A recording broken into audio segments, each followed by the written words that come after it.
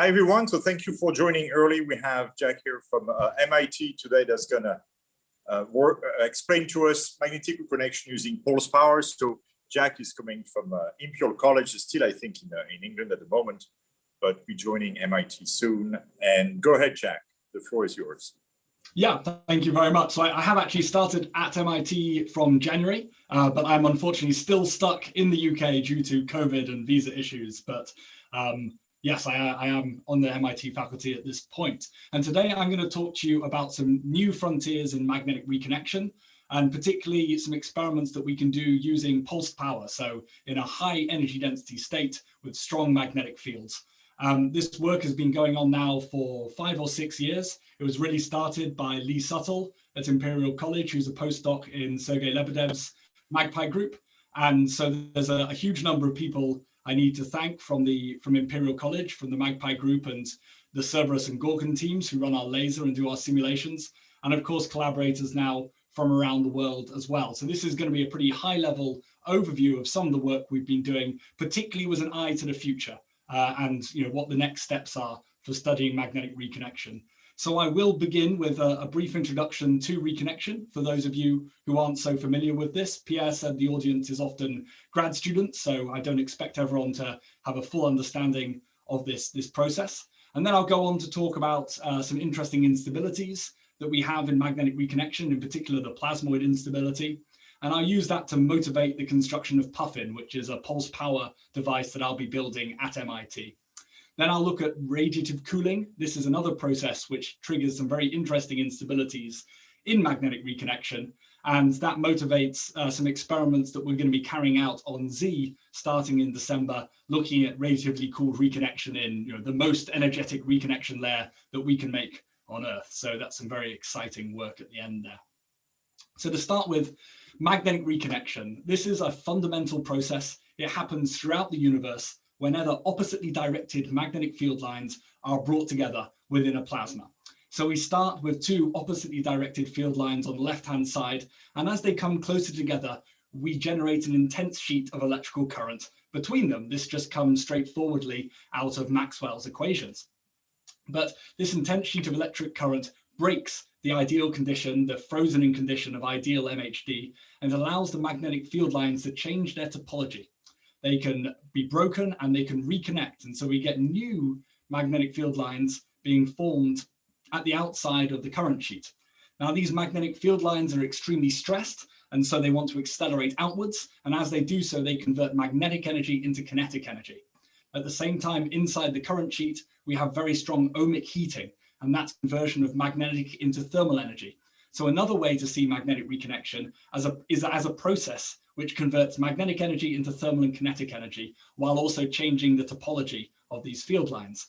And that change in topology can be very dramatic. If we look at things like coronal mass ejections on the surface of the sun, many people now believe these are triggered by magnetic reconnection, breaking the field lines, which bind these huge arcs of plasma to the solar surface. But there's a problem with the picture that I showed you here on the left, this nice laminar model of magnetic field lines being brought in and gradually reconnected. When you run the numbers through a model like this, you get timescales of about 1,000 years for coronal mass ejections. But in reality, we see them happening in only about 10 minutes. So there's a massive discrepancy between our theoretical predictions and our experimental observations. And this has been a focus of reconnection theory for the last 6 or 7 decades. In particular, one of the recent ideas that has led to some advances in understanding this discrepancy in the reconnection rate is the plasmoid instability. As opposed to having a nice laminar current sheet, the current sheet instead breaks up into multiple intense current layers separated by O points in the magnetic fields, which have strongly sheared flows. These O points in the magnetic fields are plasmoids.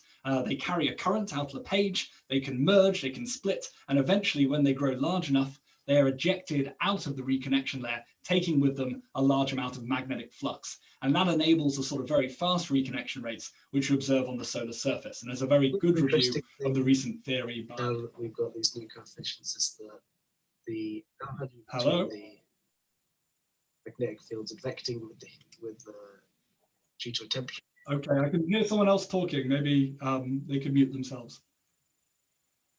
So there's a very nice overview of recent theory by Loureiro and Dusdensky that you can see in PPCF from a few years ago. So reconnection has been studied in laboratory before. In fact, magnetically driven reconnection has been studied in places like the magnetic reconnection experiment at Princeton for many decades now. These sorts of reconnection devices are based on a sort of tokamak kind of geometry, magnetic confinement. They have very low plasma betas. The magnetic field dominates all of the dynamics here. And they generate long-lasting reconnection layers, which can be well studied using in situ probes and spectroscopy. Now, in more recent decades, there have been a series of laser-driven reconnection experiments. Here, the magnetic fields are generated by the Biermann battery as the laser hits a solid surface. And these reconnection experiments usually take place in a very high beta regime, where the thermal and dynamic betas are much larger than 1. So the magnetic pressure is not an important factor in setting the pressure dynamics here. And these reconnection experiments lead to very transient layers. You have a very thin layer of intense magnetic flux, which is rapidly annihilated between these expanding bubbles. So what I'm going to show you today is in a slightly different regime. When we use pulse power, we often end up with plasmas which are in rough equipartition. The thermal, kinetic, and magnetic pressures are all on the order of unity, and we generate long-lasting reconnection layers because we can continually inject more plasma and more magnetic field over long hydrodynamic timescales, so many hydrodynamic timescales of this system. And so to show you how we generate these sorts of plasmas, we've got this slide here. This is an exploding wire array. These are relatively small on MAGPIE. They're about the size of a dime. And we put the MAGPIE current pulse, which is about 1.4 megaamperes, up through these wires. The wires form a cylindrical cage around a thick central conductor here. And as the current goes up through the wires, it heats them and it ionizes the wire surface, creating a coronal plasma. Now, through that plasma flows a fraction of the drive current. And so that current feels the very large J cross B force from the very large magnetic fields generated around the central cathode. And that accelerates the plasma outwards in every direction. That's why we call this the exploding wire array. And as that plasma is ejected outwards, it drags with it a fraction of the driving magnetic field. And so we have a source of azimuthally magnetized plasma. And plasma is continually ablated from the wires and continually advected outwards. And so we have a long-lasting source of magnetized plasma. And we place two of these exploding wire arrays side by side and drive them in parallel. We generate flows which collide at the midplane between the arrays. And when they collide, they have magnetic fields which are equal in magnitude and opposite in direction. And this is a very straightforward, no frills reconnection layer. It's got a lot of symmetry in this Z out of plane direction. And we can generate a reconnection layer which lasts for many hydrodynamic timescales. So we can reach a sort of approximate steady state here. So in MAGPIE, which is where most of these, well, all of these experiments were done at Imperial College. This is a picture of the MAGPIE vacuum chamber, and this is a picture of these two exploding wire arrays in the center there. And the MAGPIE chamber has lots of ports all around for us to do all sorts of different diagnostics. In particular, we do things like Thomson scattering, where we capture the scattered light from a focused laser beam and look at the Doppler shift and the Doppler broadening. We do Faraday rotation imaging to look at the magnetic fields. And we also have an end-on probing line, which we use for laser interferometry and also for capturing the self-emission with a very high-speed camera. So just to give you an overview of what these experiments look like, their dynamics, I'm going to show you some movies made using this very high-speed camera. And here we're looking down onto the reconnection layer from above, so we can see these magnetic field lines lying in the plane and the current sheet in the center. So plasma is accelerated away from the wires from the left and the right-hand side, and it collides at the center and creates an elongated reconnection layer.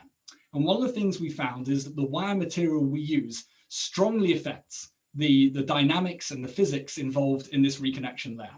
And when we carried out experiments with aluminium wires, we found that the flows were superalphanic. You can see lots of nice shock structure here, oblique shocks from the flows colliding with each other.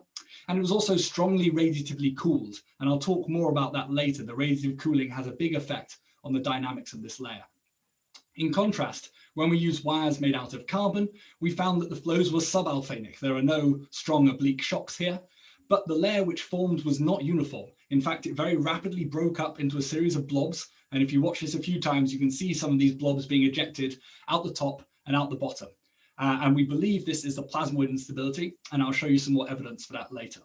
But just to summarize some of the sort of dimensionless parameters which are important for characterizing these systems, as I said, the aluminium is superalphanic and the carbon is subalphanic. Both experiments are very collisional. The mean free path is much less than any of the length scales in this system. So this is very much a collisional system.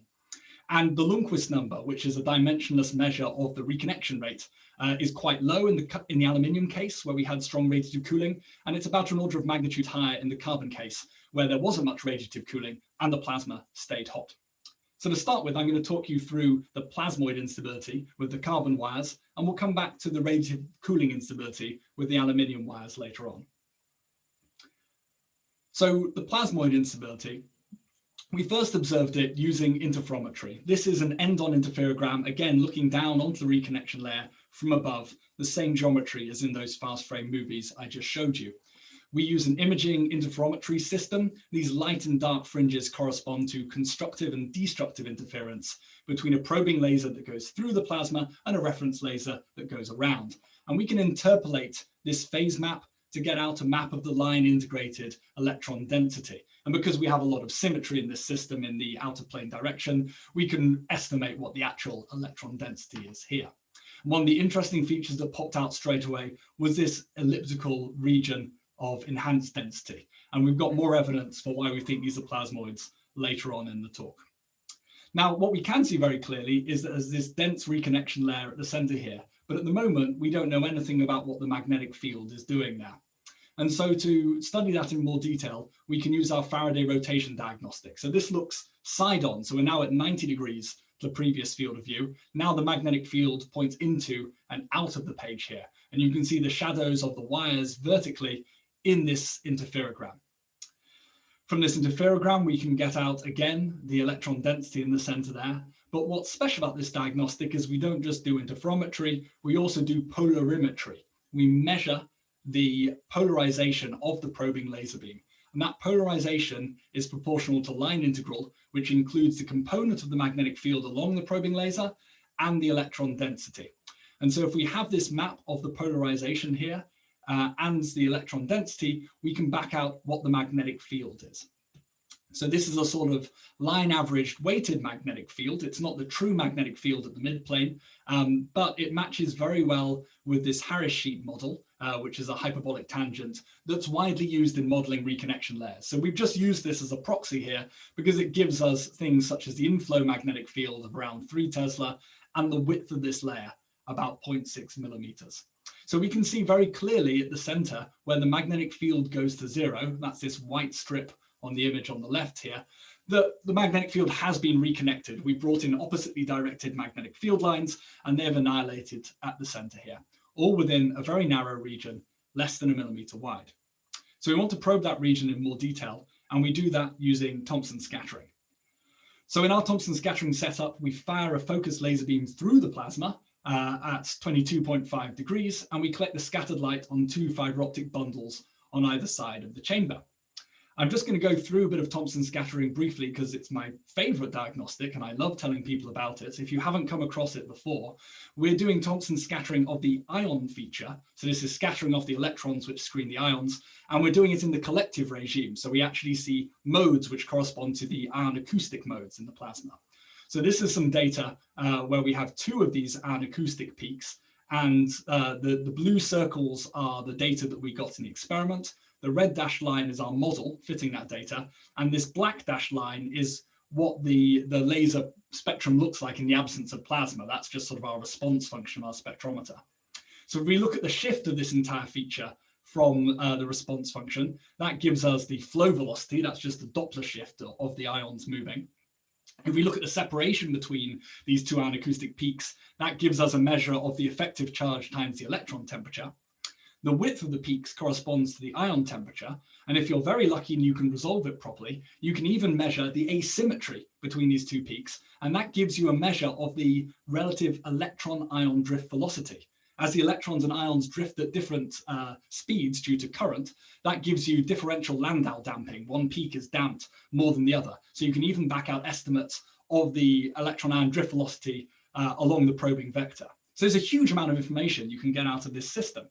And in particular, in our system, we probe using a linear array of fiber optics. So we collect the scattered light from 14 discrete spatial locations along the probing laser beam. And so we can measure what the properties of the plasma are in the inflow and also inside the reconnection layer itself. And this is what the raw spectrum looks like from one of our fiber optic bundles. And you can see straight away we're seeing very different Doppler shifts and very different Doppler broadenings as we go from the inflows to the plasma actually in the reconnection layer.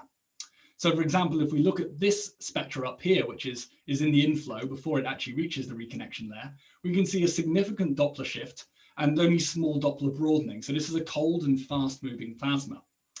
For this spectra here, which is in the center of the reconnection layer, we have the opposite story. There's no overall Doppler shift, so the plasma isn't moving, but the plasma is very hot. We have significant Doppler broadening. And we can process all of these 14 data points and get out profiles of the velocity and of the temperature.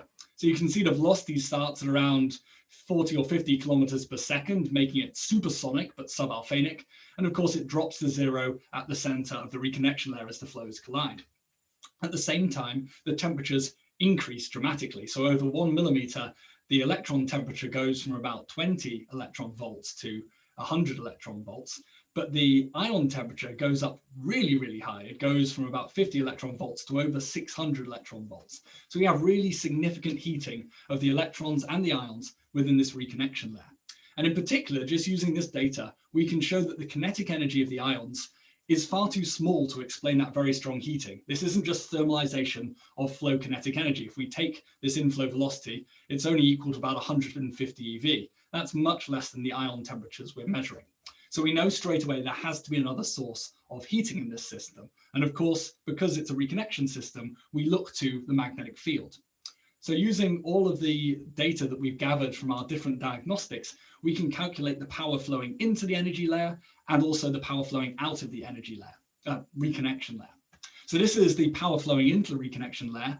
50% of it is magnetic energy, and the remaining 50 is divided between the kinetic and thermal energies. You can see the magnetic energy really dominates the power flowing in. But in the outflow, where the magnetic energy has been converted into thermal and kinetic energy, it's spread out much more evenly. And overall, the inflowing power does match the outflowing power experimentally, which is very nice. You know, we conserve energy. That's one of the things that we like to do in physics. And it's clear that the magnetic energy is doing most of the work in heating up this plasma. But this caused us another conundrum, because the classical heating rate is just too slow. If you take your Spitzer-Brzezinski formulas for the resistivity and the viscosity, the time it would take to achieve this heating is much, much higher than the experimental time scale for a packet of plasma to go from the center of the reconnection layer and to escape at the alphane velocity, which is the speed the plasma moves at the end there.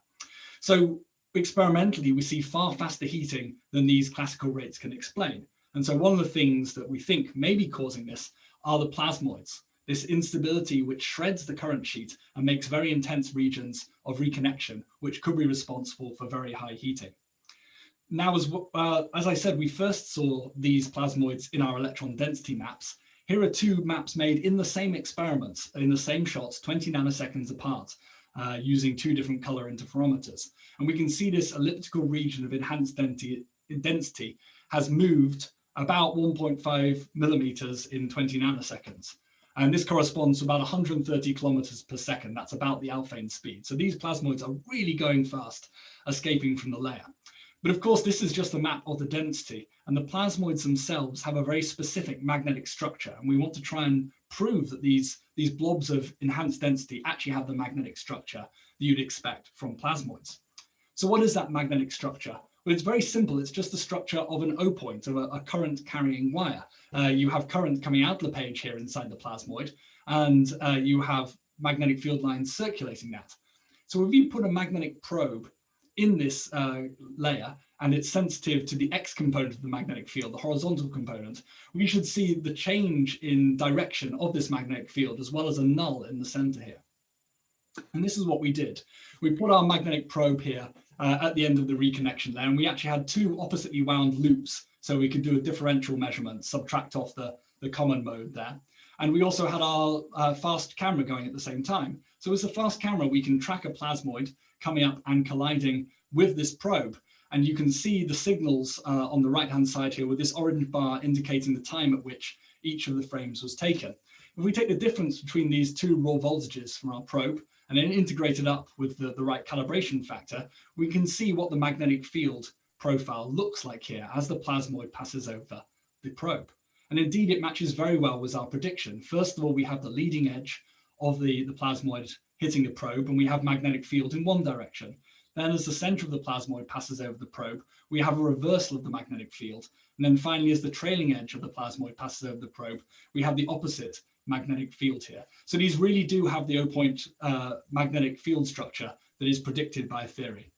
And when we calculate all the dimensionless parameters for this experiment, and we plot the location of our experiment on this parameter space of regions where we expect plasmoids and don't expect plasmoids, we see that our experiment lands right in the middle of this semi-collisional regime here. So this is a very exciting place to be because we have found plasmoids in a regime in which plasmoids are predicted. And there are theoretical predictions about the number of plasmoids and their growth rate, which we meet very well. And as well, this regime is interesting because it allows plasmoids to be generated at less than the critical Lundquist number of 10 to the 4.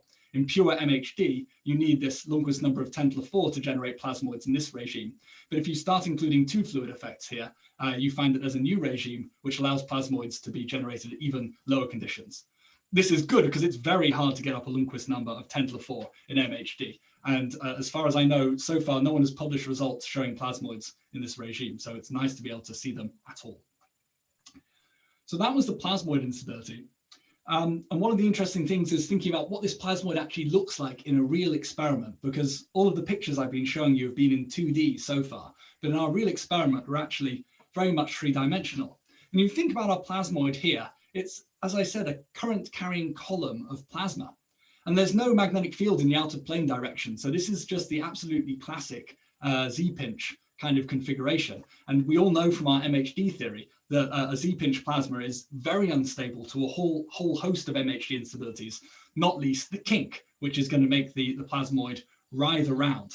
And so a lot of people have been looking for evidence of these plasmoids kinking. You first have an instability that creates the plasmoid, and secondly, you may have an instability which causes the plasmoid to kink. And indeed, in simulations, this has been seen already, especially in the relativistic regime, which isn't relevant to these experiments, but is very relevant in astrophysics, and in regimes where there's no guide field, so no magnetic field out of plane that could stabilize these motions. And this is very interesting because in these simulations, they see plasmoids go very kink unstable, so much so that the instability fills the entire simulation box. And this is an interesting observation because in astrophysics, we see reconnection layers which are much broader than we predict by theory. They seem to fill a very large volume here. And it's very hard to understand how that can happen with our standard theories of these very narrow current sheets. And so this possibility of an unstable plasmoid generating a turbulent reconnection process is very attractive. It could explain several astrophysical observations. So can we see this in the laboratory? Well, on MAGPIE, we had a go. This is looking at the electron density from the side. And we can see if we track the centroid of the electron density, there is a very slight sort of sinusoidal wiggle here. Now, this image was taken at 300 nanoseconds after current start. The MAGPIE rise time's 240 nanoseconds. The current is already going down at this point. And that means the experiment is practically over. As the current continues to drop, there will be no pressure confining this reconnection layer, and it will just destroy itself. There isn't really time in this experiment for this kink instability to properly develop, to really go completely unstable. So the open question is, what is the long-term behavior of these sorts of kink instabilities? And to answer that sort of question, I want to discuss PUFFIN, which is this new pulse power facility that I will be building at MIT, because PUFFIN is designed to drive plasmas for much longer than existing pulse power facilities. So we should be able to see these sorts of instabilities. Now, PUFFIN is based on the linear transformer driver technology that was used on the Sphinx generator at CEA Gramar in France. Sphinx here had 160 of these LTD stages, which consist of two very large 4 microfarad capacitors on either side of a cavity. The cavity contains a vacuum coaxial transmission line, and it also contains 2 multi-channel low inductance switches. When you switch the current from these capacitors, they charge up the transmission line here. This is a rough schematic of it. I'm sure several of you have seen LTDs before. In particular, the key feature of an LTD, I think, is this ferrite core, which prevents the sort of parasitic short circuit path back to ground through the casing. Instead, when the switch closes, it forces the current to go through the load here. So this machine has a lot in common with other LTDs that you might be aware of, but a slightly different geometry. Now, PUFFIN is initially only going to use 2 of these LTD stages, not the 160 that Sphinx used. You can see this is a sort of computer-generated sketch of what it might look like with the Emperor Penguin for scale. And the timeline is roughly, we're going to try and get the lab refurbishment done by the end of this year, with the components arriving early next year. And so that means we should be on track to complete the assembly within 1 or 2 years and start experiments shortly after that. Using some calculations of this machine, we reckon we can drive around 0.5 megaampere with a 1.6 microsecond rise time here. And I'll talk more about how that rise time compares with other existing facilities in a moment. The plan is eventually to upgrade PUFFIN to have 4 times more stages, so 8 of these stages in total, 2 sets in parallel and 4 lines in series, and that should drive a peak current around 1 megaampere. With a rise time that's roughly comparable, 1.5 microseconds. So just to put it in context with other pulse power devices you might have heard of around the world, or university-based ones at least, there are the Marx generator-based machines, Cobra and MAGPIE, which both drive about 1 megaampere with rise times of 100 or 200 nanoseconds. Then there are LTDs such as Maze and Hades, which also both drive around 1 megaampere, Maze with a rise time of about 100 nanoseconds, and Hades with a rise time of about 300. So to put that in context, the first version of PUFFIN will drive 0.5 megaampere or so, with a much, much longer rise time. So these existing pulsars are usually optimized for fast implosions, which is what you need to generate X-rays and to reach very extreme states of matter. But it may be the case that some interesting physics actually takes longer to develop than this, in which case you would like to sustain your drive for longer to see the sort of steady state behavior of your plasma, or to see the development of slowly growing instabilities, such as this kink. So there is a unique science purpose for PUFFIN to try and study this sort of physics. So another interesting topic in magnetic reconnection is radiative cooling. Radiative cooling is an interesting addition to reconnection, because we know that lots of astrophysical plasmas are radiatively cooled, but at the moment our laboratory experiments and simulations rarely set out to study this sort of phenomena. But if we look at astrophysical objects like the accretion disks and the corona around black holes, so this is an artist's impression, and of course this is the very famous picture of M87 that came out of the Event Horizon telescope recently. The astrophysicists believe that reconnection is an important process here, especially in driving jets out of the corona. And these are extremely hot plasmas, which are very, very strong radiators. And so that radiation modifies the energy partition. I showed you earlier was the plasmoids, my bar graph, where I was looking at the magnetic energy, the kinetic energy, and the thermal energy. But you could imagine if your radiative cooling was strong enough, that cooling itself could form a significant bar as an energy loss mechanism there. And that energy will either be lost to the system if it's optically thin, or it may be gained in other parts of the system if they are optically thick to those wavelengths. So there's a lot of extra complicated physics that can be included by radiative cooling. And radiative cooling can also lead to some very interesting instabilities, including all the way up to a sort of radiative collapse process, where the layer loses so much energy through radiation that it can't support the ram pressure and the magnetic pressure outside. The thermal pressure collapses and the layer becomes very dense and very, very cold.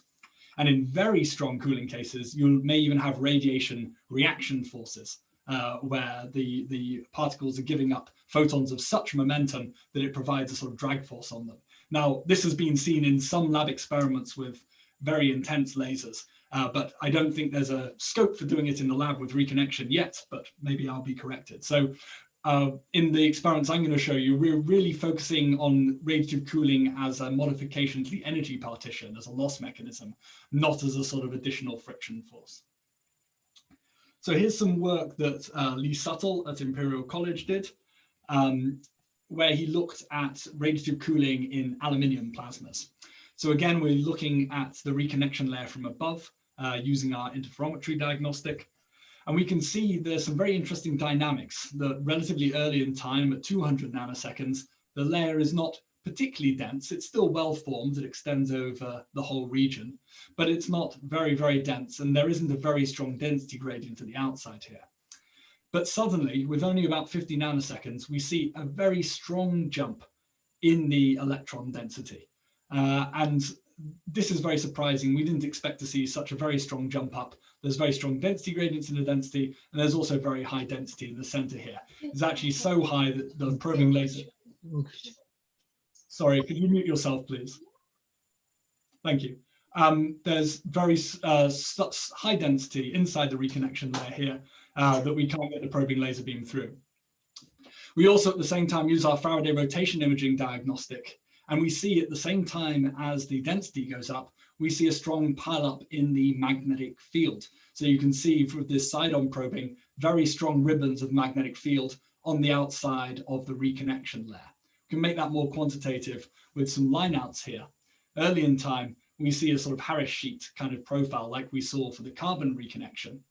And then we have this transition to late time where the magnetic field spikes up suddenly to about twice the level that's in the inflows. Now, this sort of magnetic field pileup has been seen before in laser-driven reconnection experiments, and it's known to be related there to the fact that you're driving such fast flows super alphanically that the reconnection layer cannot eat up all of the magnetic flux that is given quickly enough. And so the excess magnetic flux piles up on the outside of the layer and then drives faster reconnection because the magnetic fields are bigger. But this is still very interesting in the context of what happens to the temperature inside the layer at this point, because if we use our Thomson scattering diagnostic, we see that early on we have very hot ions, and this is, you can see this in the ion acoustic feature because the peaks are extremely broad. Now, later on in time, as the layer becomes extremely dense, the temperature of the ions drops significantly, and you can see that straight away because the width of the ion acoustic features has also dropped a great deal. The ions start off at about 300 electron volts. They're much hotter than the electrons here. And they're actually roughly equivalent to ZTE, the total thermal energy of the electrons. And Z here is, I'm not actually sure, but sort of 4 or 5 or so. So this is quite a lot of thermal energy in the electrons still. Later on in time, the temperature is about 40 electron volts. So that's now reached the electron temperature here. So we have a decrease of ion temperature from very hot to the same temperature as the electrons. Now, this is very interesting because it gives us some evidence for a radiative cooling instability inside here, because there are 2 other processes going on which have timescales which depend on the electron density and will affect these temperatures. So there's the electron-ion equilibration timescale. This is how quickly the ions give energy to the electrons and vice versa. And that goes as 1 over the density. There's also the cooling timescale for how quickly the electrons radiate away their energy. That's about 4 nanoseconds throughout this experiment. So what we think is happening is as these fast flows come in, the ions are gaining energy from reconnection and from thermalization of the flow kinetic energy. And they get very hot and they start cooling on the electrons. Now the electrons are very rapidly cooled by radiative losses. So as soon as the ions give them any energy, the electrons just radiate it straight away. The density continues to go up in this experiment because we're driving these flows harder and harder as the current rises. And so the ions are going to begin to cool more and more rapidly on the electrons, but the electrons still don't heat up. Even though the ions are giving them lots of energy, they're very efficient at radiating it away. That means that the thermal pressure in the layer begins to drop compared to the pressure outside, the ram pressure and the magnetic pressure of the flows. And so the layer is compressed. Now, as the layer is compressed inwards, yes, it gains a little bit of energy by PDV work, but also the density increases a lot. And the density increase will further increase the equilibration rate, and it will further decrease the cooling time scale. And so this is a runaway process where as the layer cools, it gets compressed, and so it cools faster, so it gets compressed more, so it cools faster. And that leads to the state that we saw at the end there, where we have the magnetic field pileup, we have cold ions, and we have a very dense layer. Now, this was very interesting doing this on MAGPIE, but we couldn't really drive it to a sort of catastrophic state where we have complete collapse of the reconnection layer, because there just isn't that much thermal energy that we can deliver to the layer. There's just not that much energy to radiate away. So one of the things we wanted to try and do, or one of the things we are going to do, is to take this experiment and scale it up to run on the Z facility at Sandia National Labs. So this is a program that's been funded through the Z Fundamental Science program called MARS. It stands for Magnetically Ablated Reconnection on Z. We've got 4 shots allocated over the next 2 years. And the first shot is going to be in December of this year, though I have just been told that the Z stack needs a 4-week rebuild. So maybe it will be in January of next year at this point. But the idea is that they should be happening quite soon, and we're very excited about this. We've got a great group of collaborators from lots of different institutions. Clayton Myers is the contact at Sandia. We've also got Will Fox and Hantal G at PPPL, and Caroline Kurantz at Michigan. And Dmitry Uzensky is giving us all of the theoretical and astrophysical insight from Boulder, as well as the Imperial team. The plan is to take the setup that we had on MAGPIE and simply scale it up, not just making the arrays larger, but also using a larger number of wires. So there's going to be something like 300 wires on these, as opposed to the 30 that we had on the MAGPIE experiments. As well as generating a reconnection layer in the middle, we're going to use all of the plasma outflow around the sides to do a series of magnetized shock experiments, whether the flow is colliding with planar obstacles, cylindrical obstacles, or magnetic probes to generate bow shocks. So we're trying to use all of the plasma we generate to do good physics. Now, we've started doing some simulations of this setup in 2D using the Gorgon code, which is Jerry Chittenden's code at Imperial College, and he's been very helpful at getting all of this running. And we see some very interesting physics going on straight away. This is an animation of the ion density here, so it's a pretty good proxy for the mass density. And we see, first of all, as the current rises, you see these beautiful patterns of oblique shocks, which have been seen in experiments as well, as the flows from each of the wires collide with each other and make these sort of nested pattern of oblique shocks. And as the flows collide at the midplane, initially, before about 300 nanoseconds, we see a very lively reconnection layer with lots of plasmoids forming. These plasmoids are zipping backwards and forwards and merging, and they're extremely hot and still denser than the surrounding plasma. But as the density continues to rise, we reach a point where radiative cooling really dominates over all the other processes, and we have this sudden and catastrophic collapse of the reconnection layer. It becomes very narrow, it becomes very dense, and it becomes very cold, and reconnection effectively ceases. So we have a process which starts off with having plasmoids and all sorts of interesting instabilities going on there, and eventually terminates itself to make this rather boring radiatively cooled layer. But it's still very interesting to see a reconnection process which can destroy itself. We can post-process these Gorgon simulations to see what sort of things we might be able to observe on the Z machine. Z has mostly X-ray diagnostics for the work that we're doing, and we've usually used laser-based diagnostics before. Now the plasma is much too dense for laser-based diagnostics, so we need to see what we can do with X-rays. These simulations were run using the XPT code. That's by Aidan Crilly. He's a postdoc with Jerry at Imperial College. And we can do things like look at the spectra of light coming out of the reconnection layer at different times. So early in time, when there's lots of plasmoids around, we have a relatively large amount of hard radiation at 1 or 2 kiloelectron volts. That's all to do with the aluminium K shell here. I say hard, I know that for many people, hard radiation starts at like 10 keV or above, but it's hard for these experiments. So that's what I'm going to call it. But that hard radiation drops away as time goes on and the layer cools down and temperatures drop a lot. And instead, we just have an increase in the very soft radiation down here. So we can take these spectra and we can process the entire image using a set of synthetic filters to see what we'd be able to see if we had a camera looking through that filter at different regions of the spectrum. So for example, in these animations I'm showing you here, we have the unfiltered image. We have a filter with 2 microns of mylar here, which is pretty good at this region between 150 and 300 eV, and then the hard stuff as well. We have aluminium, which is a pretty good transmitter of the soft stuff, and then anything up to about 1.5 keV where the K edge is. And then we also have a multi-layer mirror system. This is a system that Z has, which looks just at almost a single energy, around 5 electron volts around this value of 277 eV. And this is a gated diagnostic. So we're very interested to see what we can actually see using this diagnostic. The story is quite interesting. I mean, early on, you do see these plasmoids very clearly, and they're extremely bright. And that's not too surprising because we knew from the Gorgon simulations they were very hot and very dense, but it was still surprising to see just how bright they are through these filters. And I know this scale is extremely logarithmic. So if you see something bright on here, it is, you know, thousands of times brighter than the rest of the plasma. Now, later in time, as the plasma cools, the layer just completely vanishes from some of the diagnostics that only look at the harder stuff. The only one that remains are the unfiltered diagnostic, which is going to get all of the soft photons, and the aluminium, which has this window down in the soft region. But on things like the Mylar and the MLM, we just don't see anything at all after that point. So that tells us we're going to struggle to diagnose this collapsed layer using these diagnostics. So we're actively working on other diagnostics, including arrays of diodes, which might be able to give us more information, especially if we can field them very, very close to the reconnection layer and thus increase the amount of light that these diagnostics can see.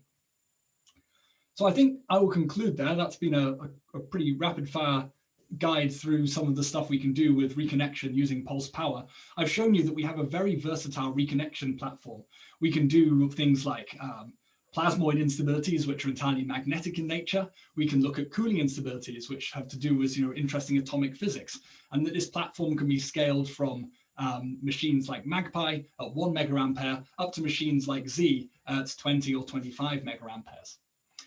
The plasmoids that we've shown can develop secondary instabilities, and these instabilities themselves might develop quite slowly, or they seem to develop quite slowly. So this really motivates long drive pulses such as PUFFIN, which can look at this sort of steady state behavior or the long time development of these instabilities. I've also shown you how strong radiative cooling drives instabilities in magnetic reconnection. We had the sudden collapse in the ion temperature that we saw on MAGPIE, and we are scaling those experiments up to Z, where we expect to see both plasmoids forming and also this radiative collapse as well. So really, we get to have all sorts of interesting phenomena in one experiment there. So thank you very much for listening, and I'm very happy to take any questions. Thank you, Jack. Thank you, great talk. Any questions, guys?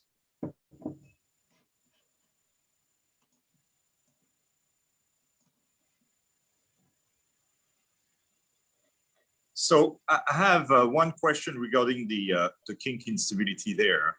So when the flows are actually going towards the reconnection layer, right, you have really high beta RAM, right? You have high pressure flows there. So is the kink tend to actually kink along the perpendicular direction, or it actually kinks like axisymmetrically? Yeah, that's a great question. So there hasn't been much work done on the stability of this, and a lot of reconnection work is often done in a low beta limit. So in a low beta limit, you would expect the magnetic pressure will be able to push it out of plane. You're quite right. In these reconnection setups, we often have flows which are on the order of the Alfvén velocity, so that you have kinetic pressure, which is comparable to the magnetic pressure. So that might have a stabilizing effect on oscillations sort of into the flow direction. Of course, these plasmoids are very concentrated channels of current. The local magnetic field around them could be stronger than the sort of the global picture here. But you know, we really need more simulations and really theory to understand the stability of these. But you're right, they could kink purely along the reconnection layer direction. Thanks. I have a question. Go ahead. Hi, nice talk. We carried out experiment a while ago using 2 wires where we see a similar kink structure in the merged plasma. And at that time, we didn't have all those cool diagnostics to see whether there was a reconnection taking place from individual wires into the merged plasma in the center. So do you think there are similarities? You can carry out simple experiments with just a couple of wires?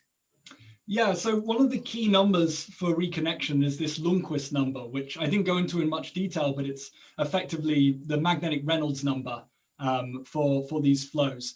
For reconnection to be interesting to sort of astrophysicists and otherwise, they're demanding Lundquist numbers which are high. You know, they would like 10 to the 15, right? And maybe in the lab we can do 100 or 1,000 or something like that. If you end up with low Lundquist numbers, you're not really going to have reconnection rates which are going to produce much of this interesting physics. So particularly things like the plasmoid instability seems to require relatively high Lundquist numbers.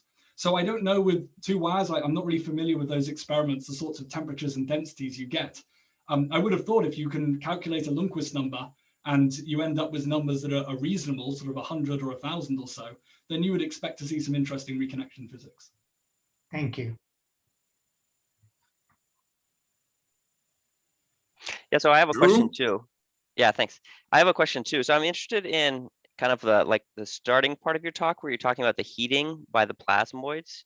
And I'm wondering, you know, what the resolution of your diagnostics is in terms of space, if you really know that's like kind of a real thermal heating, or if it could just be due to variation in the velocities in the plasmoid, or is there like really a mechanism that's heating them up, or is it kind of some kind of turbulence or?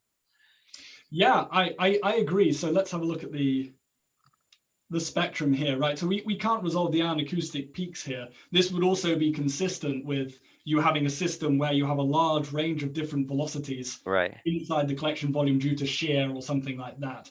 The one thing I can say is we also measured the Thompson scattering spectrum from above, and we got the same result. So if there are motions, they're completely three-dimensional motions which are smearing out the spectra. They're not just confined into the plane where all the other motions are. But it's obviously a big problem with Thompson scattering to work out whether you're measuring the true Maxwellian temperature or whether you're measuring some distribution of velocities within your collection volume. Okay, right, thanks. The other thing I'd say on that is that the remarkable, well, we found it quite remarkable, agreement between the overall power that we have flowing in and power that we have flowing out means we're probably not calculating these temperatures incorrectly by too much. You know, I'm willing to admit they'd be wrong by 50% or so, but they're probably not wrong by orders of magnitude. Okay, and this is on this slide, it's power, so the temperature of the electrons is actually a lot lower because there's some Z. Is that right? So they're not equilibrated in temperature. They're not equilibrated in temperature. Right, okay. No. That's true. Yes, there's like you said, there's a factor of Z between the two of them because there's many more electrons than ions. So, and sorry, one more question. So you talked a little bit about collisionless effects or quasi-collisionless effects. Could you talk about that a little bit more? Yeah, I did. I skipped over that quite quickly. So yeah. In this parameter space diagram, you know, this plasmoid instability was first derived in a MHD regime, just resistive MHD, right, with no additional Hall terms or extra physics. And in this regime, it was found that you need this Lundquist number of over 10 to the 4 to see plasmoids. Now, more recent work showed that if you include two fluid effects, or really if you include any other length scale in the problem, so it can also be a gyro radius, an ion gyro radius, if you have a strong guide field out of the page, which means your ions are already magnetized. That's not the case here. We don't have a guide field. So the other length scale is the ion inertial length here. So when you have a Hall effect effectively coming in, it turns out that you can get these plasmoids forming even at relatively modest Lundquist numbers. The trouble with this theory is it's all derived in an asymptotic limit where all your length scales are separated from each other by as much as possible. And certainly these black and blue dashed lines should be very far away. And when you get down to the experimental conditions we have, you know, this asymptotic limit is clearly not being followed anymore. So the theory is very fuzzy down here. And in particular, there have been other experiments in lower density devices by Olsen and Jarrell-Monte in T-Rex and in MRX, where they did see plasmoids in a regime where the theory says there shouldn't be any plasmoids at all. And so it's pretty clear that there's a lot of theoretical work left to do to try and work out when these plasmoids actually form, what are the actual boundaries. Great, thanks, very interesting. Hi, Jack, this is Sal. Very nice talk. Can you talk a little bit about why you want a very slow rise time long pulse as opposed to a very fast rise time long pulse? Let's pretend you could get a square pulse out that lasts for microseconds. Yeah, I think that would also be a very interesting system to have. I won't deny that.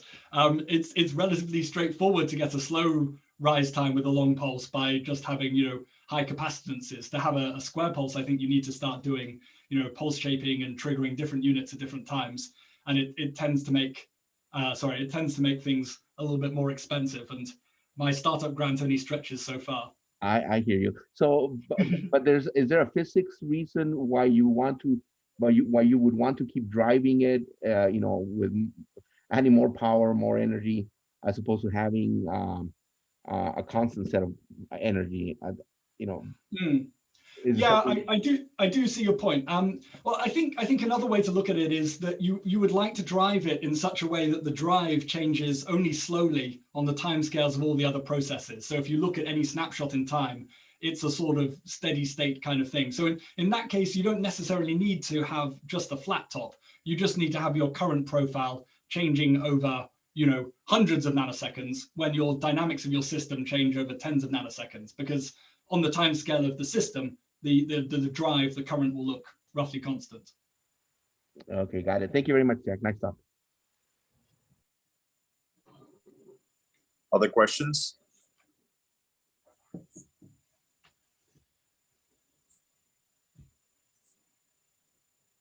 So I do have a question regarding the plasmoid that's hitting the probe. Oh yeah. So is there an obvious reason why the magnetic field on the way out is actually stronger than on the way in? Is that because the probe is disturbing the plasmoid, you think? Oh, yes, I see what you mean. So on the trailing edge. Yeah, so the reconnected magnetic field, so the field in the X direction, is also going up in time because the inflow field is going up in time. So there's like a time of flight effect where you kind of got this sinusoidal ripple on top of an increasing ramp as well. I think that's what's going on there. Yeah. Yeah, because I didn't look at the time scale under. Sure. So yeah, this is relatively quick, but this is MAGPIE's peak current here at 240. But there's obviously a time of flight because the plasma has to get from the wires to the midplane and then up to the probe. And so it's going to peak somewhere at, like, I don't know, 320 or something like that.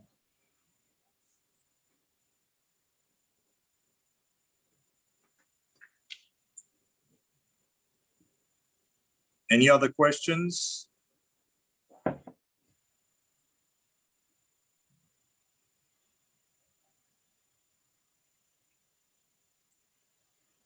All right, well, hearing none, thank you, Jack, for giving this great talk. It was a pleasure to have you, and I hope that you'll be here soon, fingers crossed, and good luck with PUFFIN.